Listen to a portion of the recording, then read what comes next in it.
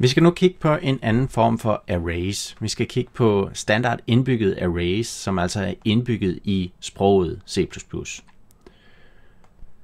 De er lidt anderledes og lidt mere simple end det array, vi har kigget på tidligere, hvor vi kiggede på std array, som er altså en template-klasse.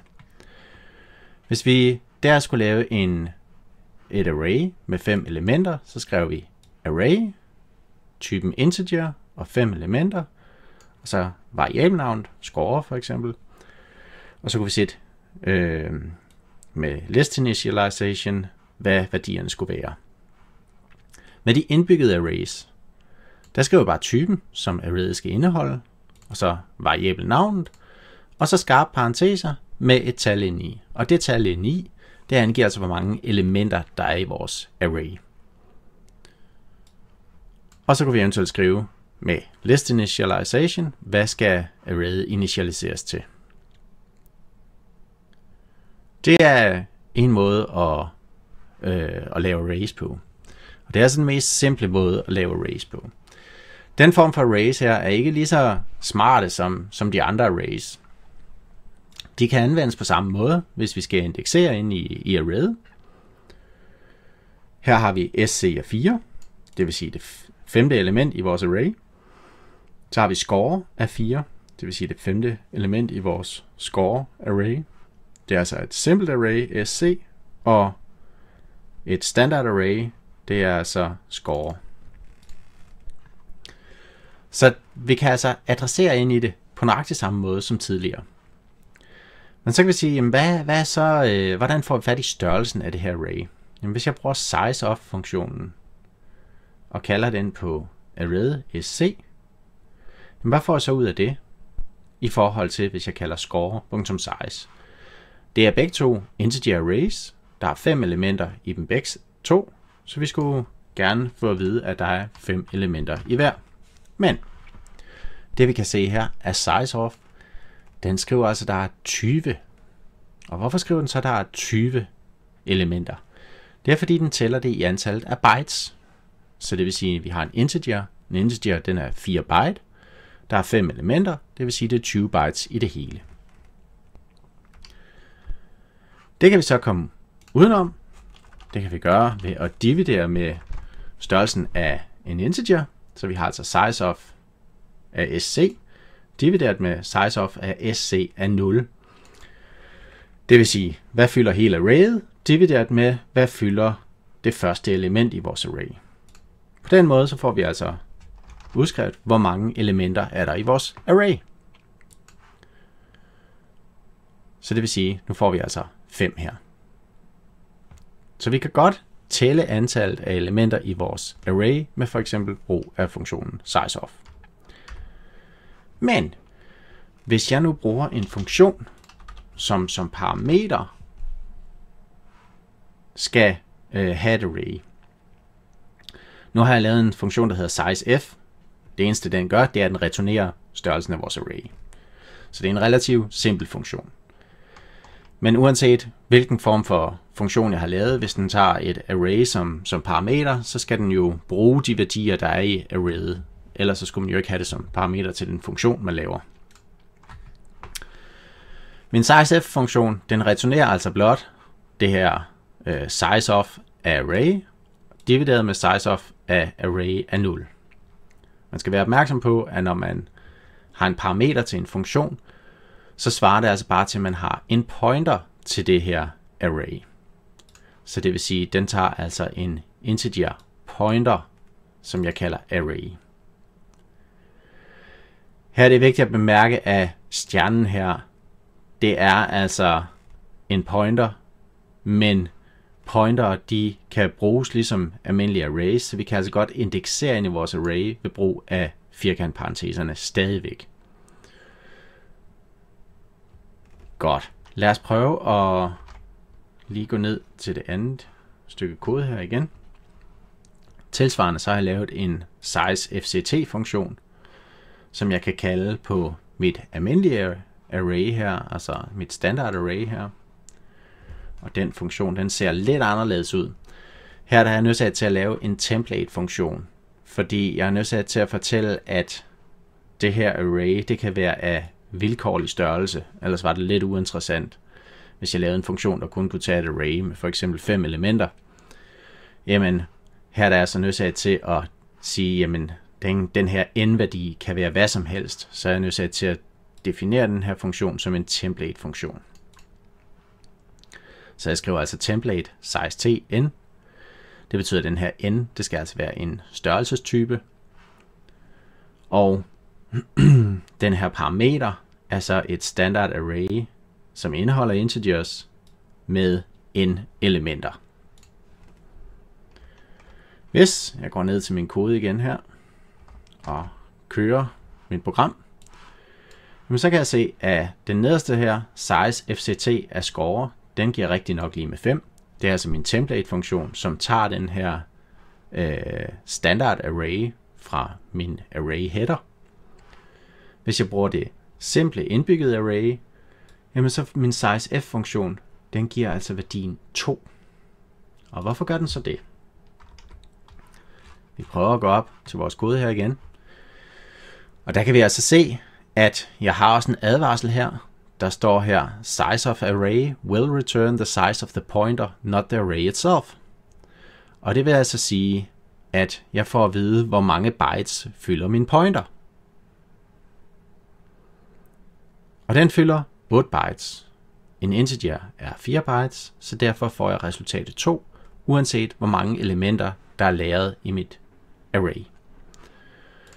Så det vil sige, hvis jeg skal have fat i størrelsen i en funktion, hvor funktionen har taget et array som parameter, jamen så kan jeg altså ikke få at vide, hvor mange elementer er der faktisk i det her array.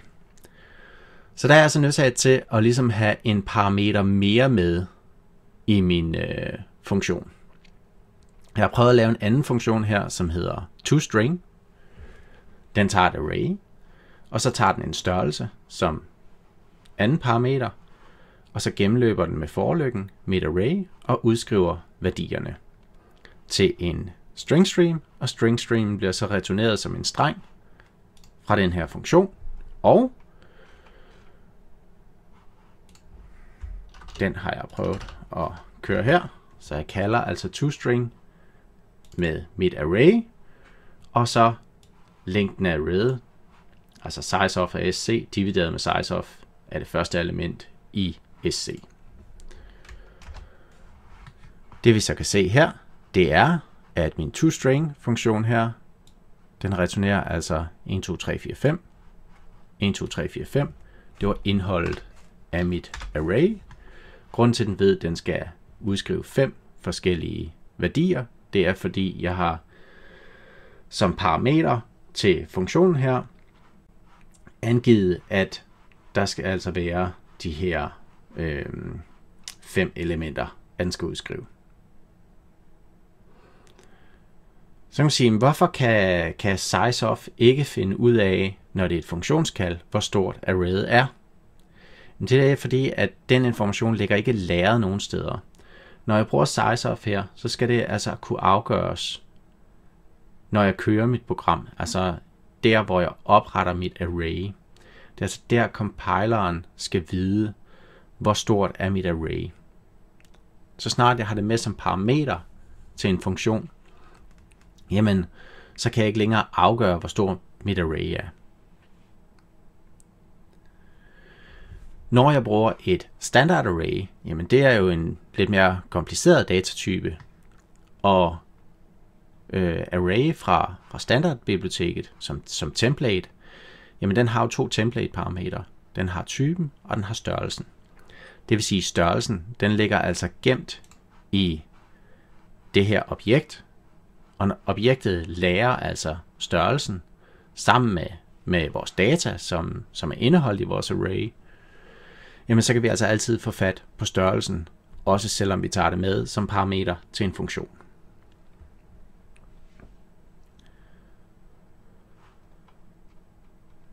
Godt. Det næste vi skal kigge på, det er multidimensionelle indbyggede arrays.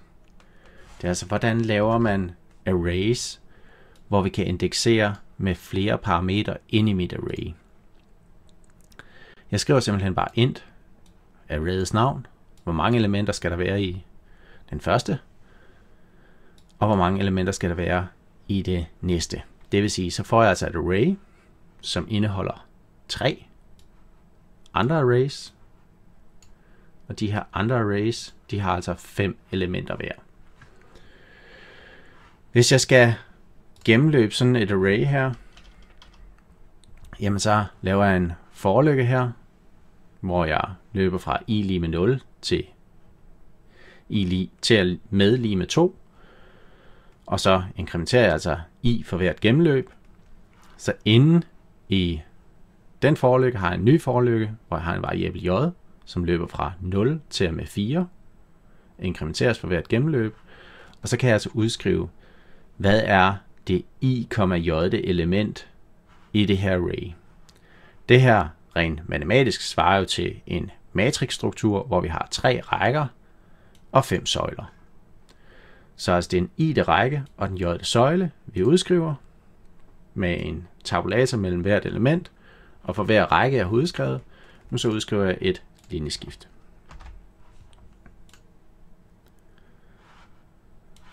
Det betyder, første række, den hed 1, 2, 3, 4, 5. Det var også det, der stod her. Den næste hedder 2 til 6. Vi har 2, 3, 4, 5, 6. Den sidste række hedder 3, 4, 5, 6, 7. Og vi udskriver altså 3, 4, 5, 6, 7.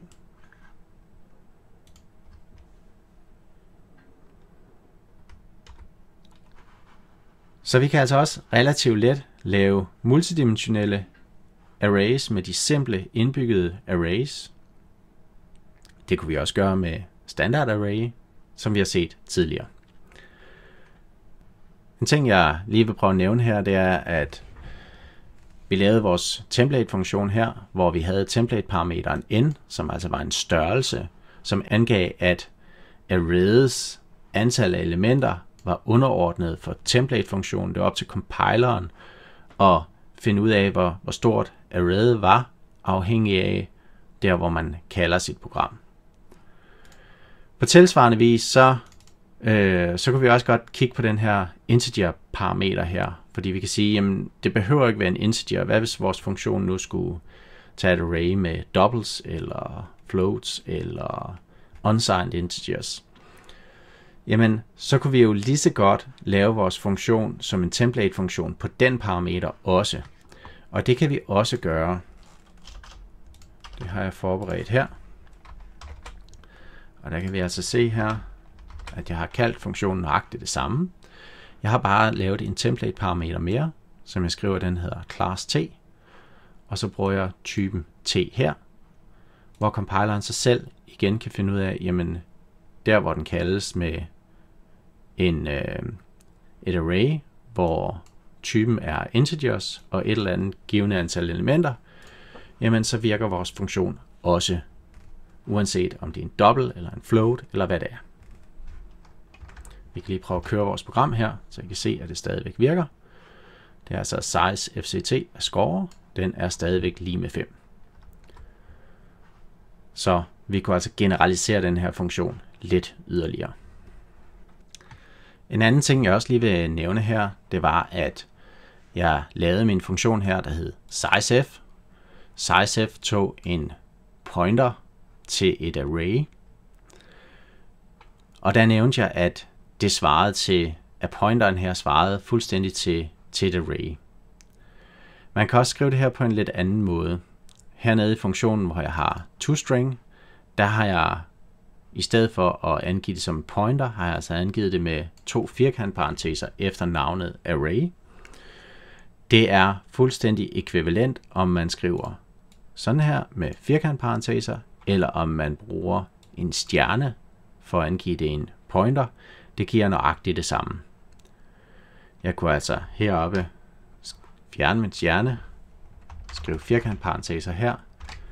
Jamen, jeg vil stadigvæk få samme output her. Problemet var her, at når jeg kaldte den her funktion sizef med parameteren sc, så fik jeg 2, og det gør jeg stadigvæk. Det er stadigvæk en pointer, som jeg får størrelsen af. Det kommer altså ikke til at ændre noget på programmet. Så uanset om man skriver firkant efter variabelnavnet, eller stjerne før variabelnavnet, så betyder det det samme, når vi har med arrays at gøre.